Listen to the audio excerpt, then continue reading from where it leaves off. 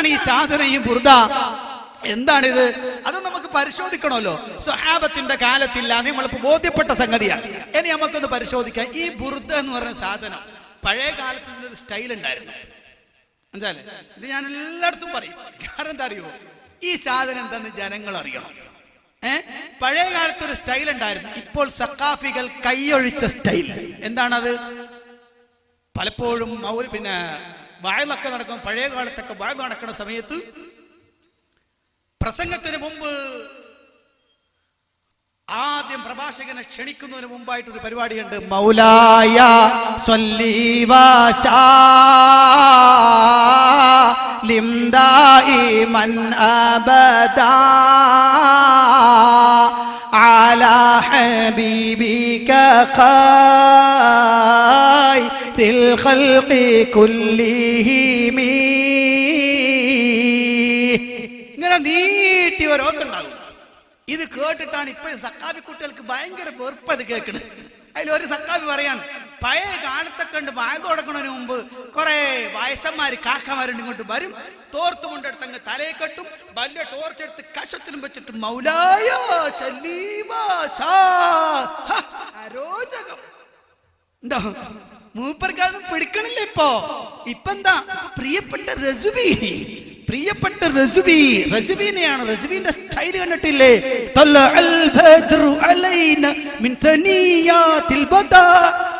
ഇങ്ങനെ അടിച്ചു പോണ കണ്ടില്ലേ? വല്ലാത്തടിയാ. നിങ്ങക്ക് ചെരിവ് അങ്ങോട്ട് തന്നെയാ. നിങ്ങൾക്ക് ചെരിവും അങ്ങോട്ടാ, ബറാൽവികളിലേക്കാ ചെരിവ്. അതുകൊണ്ടാണ് നിങ്ങൾ എല്ലായിടത്തും ഇഷ്കേ റസൂൽ എന്ന് പറഞ്ഞ് നടക്കണത്. നിങ്ങൾക്ക് ഒരു ചെരിവുണ്ട് ഇപ്പൊ ഇടത്തോട്ട്, മനസ്സിലായോ? ഒരു ഇടത് ഭാഗത്തേക്ക് ഒരു ചെരിവ്. എങ്ങോട്ട്? വടക്കേന്ത്യയിലെ ബറാൽവികളിലേക്ക്. അപ്പൊ സ്റ്റൈലൊക്കെ മാറി. ഓരോരുത്തർക്കും തോന്നിയ പോലെയാണ്. പിന്നെ ആ സ്റ്റൈലിന്റെ ഇടക്ക് മ്യൂസിക് ഫിറ്റ് ചെയ്യും. എന്താ മ്യൂസിക് എന്താ? തബലയും ഹാർമോണിയം ഒന്നും അല്ല. പറിച്ചെന്താ? അല്ലാ അല്ലാ ഇല്ല ഇല്ല അല്ലാ അല്ലാ ഇല്ല ഇല്ല. ഉണ്ടോ? പോയിക്കൂടെ ചെങ്ങായിമാരെ, നിങ്ങൾക്ക് അള്ളാനെ കളിയാക്കാതെ അള്ളാനെ കളിയാക്കാം. ഇവരുടെ പാട്ടിനിടക്കൊക്കെ എന്ത് ചെയ്യാ? അള്ളാനെ കളിയാക്കുക. നിങ്ങളൊന്ന് ആലോചിച്ച് നോക്ക്. തലേക്കെട്ട് കെട്ടിയ മുസ്ലിയാക്കന്മാര് പ്രബോധനം നടത്തുന്നു എന്ന് പറയുന്ന വലിയ ആലിമീങ്ങളൊക്കെ ഇതുപോലെ സ്റ്റേജിൽ ഒരുമിച്ചിരുന്നിട്ട് ബറേൽവികളിൽ നിന്ന് ഇറക്കിയ ഒരു പീക്കറി പയ്യൻ ഫ്രണ്ടിൽ പാട്ട് പാടാൻ അറിയാവുന്ന ഒരു ചെക്കൻ, ആ ചെക്കൻ ഇരുന്ന് പാട്ട് പാടുക. പുകാരോ യാ റസൂലല്ലാഹ് യാ ഹബീബല്ലാഹ് എന്ന് തുടങ്ങുന്ന പാട്ട് പാടുമ്പോ മുയിലാമാര് കൂടെ ഇരുന്ന് ആടിക്കൊടുക്കണം. നാണം കെട്ട ഏർപ്പാട്. പണ്ഡിതന്മാരെന്ന് പറയുന്ന ആളുകൾക്ക് യോജിച്ചാണോ ഇത്? ചെക്കനെ മുന്നിലെടുത്തിട്ട് ഓ പാടുക, അതിനടുത്തിട്ട് ഇങ്ങനെ കൂടി കൊടുക്കുക. എന്നിട്ട് ചില സക്കായിമാര് ബാക്കി ഇരുന്ന് അല്ലാ അല്ലാ അല്ലാ അല്ലാ ഡ്രമ്മടിക്കുക. ഡ്രമ്മടിച്ചു കൊടുക്കുന്നത്. നിങ്ങളൊന്ന് ആലോചിച്ച് നോക്കി. ഈ സാധനം അന്ന് ബുർദയുടെ ഒക്കെ സ്റ്റൈല് മാറ്റിയിട്ടാ ഞങ്ങൾ ഓതി. ഞങ്ങൾ തുടങ്ങി വെച്ച സംഗതി അത്, മനസ്സിലായോ? ഇവിടെ വടക്കേ കേരളത്തില് ചൊല്ലിക്കൊരുത്. കാരണം എനിക്ക് വേറൊരു വിഷയം കൂടിയുണ്ട്. അതായത് ഞാന് ഖാദിരിയ തരീഖത്തിന്റെ വലിയ ശൈഖ് ഉണ്ടല്ലോ, ഇ.കെ. മുഹമ്മദ് ദാരിമി അൽ ഖാദിരി. അദ്ദേഹത്തിന്റെ ഒരു പ്രധാനപ്പെട്ട ശിഷ്യനുണ്ട്, എം.വൈ. അബ്ദുള്ള ദാരിമി അൽ ഖാദിരി. അദ്ദേഹത്തിന്റെ ശിഷ്യനാണ് ഞാൻ. ഖാദിരിയ തരീഖത്തിൽ അങ്ങനെ ഒരു ബന്ധം കൂടി എനിക്കുണ്ട്. അതുകൊണ്ട് തന്നെ ഇ.കെ. മുഹമ്മദ് ദാരിമി അൽ ഖാദിരിയുടെ സ്റ്റൈല് നമ്മൾ പറയാറുണ്ട്. അന്ന് ഞങ്ങളൊക്കെ മൗലിദ് ചൊല്ലുമ്പോ പിന്നെ മൗലായ തന്നെ പല സ്റ്റൈലിൽ ചൊല്ലിയിരുന്നു. മൗലായ മൗലായ സ്വല്ലി മൗലായ സ്വല്ലി വസല്ലിം മൗലായ സ്വല്ലി വസല്ലിം ദായിമൻ അബദാ അലാ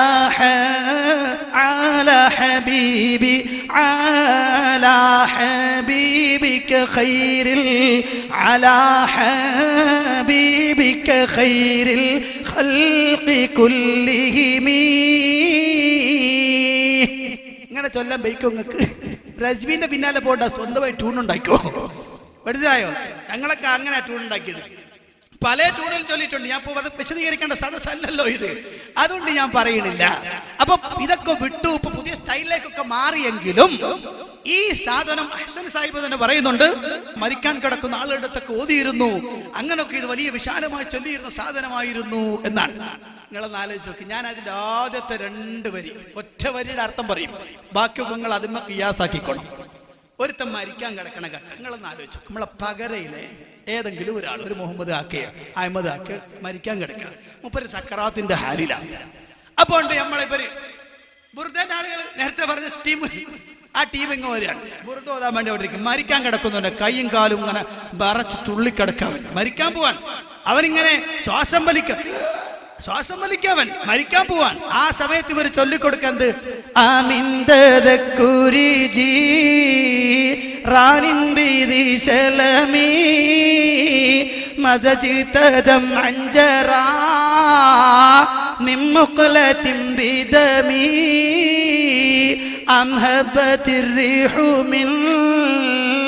تلقاء قادمتي وأومض البرق في الظلماء من نظامي.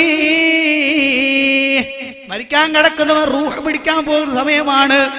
ആ സമയത്ത് ചോദിക്കുന്ന ചോദ്യമാണ്, എന്താണ് ഈ പാടിയെന്നറിയോ? ദീശലം എന്ന നാട്ടിലെ അയൽക്കാരിയെ ഓർത്തിട്ടാണോ സഖി നീ നിണം ചേർത്ത കണ്ണുനീർ ചാലിട്ടൊഴുക്കിയത്? മരിക്കാൻ കിടക്കുന്നവരെ ചോദിക്കുകയാണ്, അല്ല ഈ കരയുന്നത് ദീശ്വരം എന്ന നാട്ടിൽ അയൽക്കാരിയെ ഓർത്തിട്ടാണോ? ഓർത്തിട്ട് നിന്റെ കണ്ണിന്ന് കണ്ണീരല്ല രക്തക്കണ്ണീര് വരുന്ന അത് ഓർത്തിട്ടാണോ? അടുത്തത് അതല്ല, കാളിമത്തിന്റെ ഭാഗത്തുനിന്ന് വല്ല കാറ്റും അടിക്കുന്നുണ്ടോ? അതല്ല, ഇളമിന്റെ ഭാഗത്തുനിന്ന് മിന്നൽ പിണർ പ്രത്യക്ഷപ്പെട്ടുവോ? മരിക്കാൻ കിടക്കുന്നവർക്ക് എന്ത് കാറ്റ് എന്ത് മിന്ന് ആലോചിച്ച് നോക്ക്. ഇത് കേൾക്കണ സമയത്ത് പിരാന്ത് പിടിക്കവന്, പക്ഷെ അവനൊന്നും ചെയ്യാൻ പറ്റൂല. കാരണം അവൻ ഇതെന്താന്ന് മനസ്സിലാവണില്ല. ആകെ ഒച്ചപ്പാടും വേളം മാത്രമേ ഉള്ളൂ. നിങ്ങൾക്കറിയോ, ഇതിന്റെ അർത്ഥം അവൻ അറിഞ്ഞിരുന്നെങ്കിൽ എഴുന്നേറ്റ് ചവിട്ടു ഇത് ചൊല്ലുന്നവനെ ഭൈക്കാണ ചങ്ങായന്റെ മുന്നിൽ നിന്ന് ഞാൻ ഇവിടെ മരിക്കാൻ കിടക്കുമ്പോ പാട്ട് പാടുകയാണ് അല്ലേ? അല്ലാഹു റസൂൽ എന്താ പറഞ്ഞത്? അങ്ങനെ മരിക്കാൻ കിടക്കുന്നവന്റെ ഹദറത്തിൽ എന്ത് ചെയ്യണം? ഖുർആൻ ഓതണം, റഹ്മത്ത് വരട്ടെ. അഹ്സനീന്റെയും പറഞ്ഞു വേണ്ട, മാറ്റി, അതൊക്കെ മരിച്ചതിന് ശേഷം മതി, അതൊക്കെ മരിച്ചതിന് ശേഷം. അതിനു മുമ്പ് ബുർദ ചാവിട്ടുവന്റെ മോന്തൊക്കെ അല്ലേ? പിന്നെ ഇയാളിങ്ങനെ ആഗ്രഹിക്കണം, പടച്ചോനെ കുറച്ച് മുമ്പേ മുജാഹിദാവേണ്ടതായിരുന്നു, എന്നാൽ ഈ വണ്ടിയും പോലെ ഞാൻ മരിക്കേണ്ടി വരില്ലായിരുന്നല്ലോ പടച്ചോനെ അല്ലേ? നിങ്ങളത് ആലോചിച്ചു. പക്ഷെ അയാൾക്ക് പറയാൻ കഴിയുന്നില്ല, ആ ഒരു അവസ്ഥയിലായി പോയതുകൊണ്ടാ. നിങ്ങൾക്കതൊക്കെ നിർത്തിക്കൂടെ എൻ്റെ പ്രിയപ്പെട്ട അശ്വനി സാഹിബെ? അതിൻ്റെ ആളുകളോട് ഞാൻ ചോദിക്കാൻ, അത് പറയാം, ഇപ്പോഴും പറയാൻ എന്നിട്ട് ഇപ്പോഴും പറയാം. ആളുകൾക്ക് അത് കൈയൊഴിച്ച് ആളുകളൊക്കെ വിട്ട് നാലും മൂപ്പർക്ക് വിടാൻ പറ്റൂല. കാരണം സലാം മുസ്ലിയാർ എല്ലാം ഉണ്ടാക്കിയത് അതിലൂടെ അല്ലേ? അപ്പൊ അങ്ങനെ നമ്മളതൊക്കെ വിട്ട് കളയുക എന്നൊരു ഞാൻ പറഞ്ഞല്ലോ, മൂപ്പരല്ലേ പറഞ്ഞത്.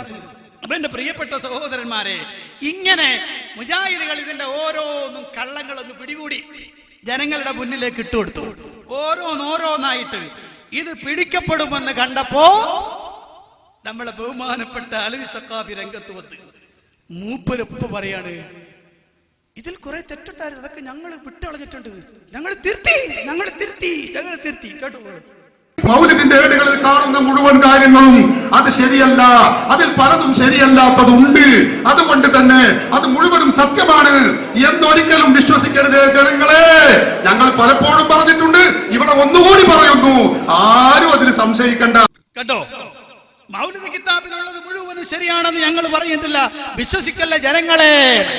റൂഹ് പിടിക്കണ സമയത്താ തൗബ, റൂഹ് പിടിക്കണ സമയത്താ തൗബ. അതേ മുജാഹിദ് പണ്ഡിതന്മാര് മുന്നിലിരുന്ന് കൊണ്ട് ചോദിക്കുകയാ, വെറുതെ പറഞ്ഞൊന്നല്ല.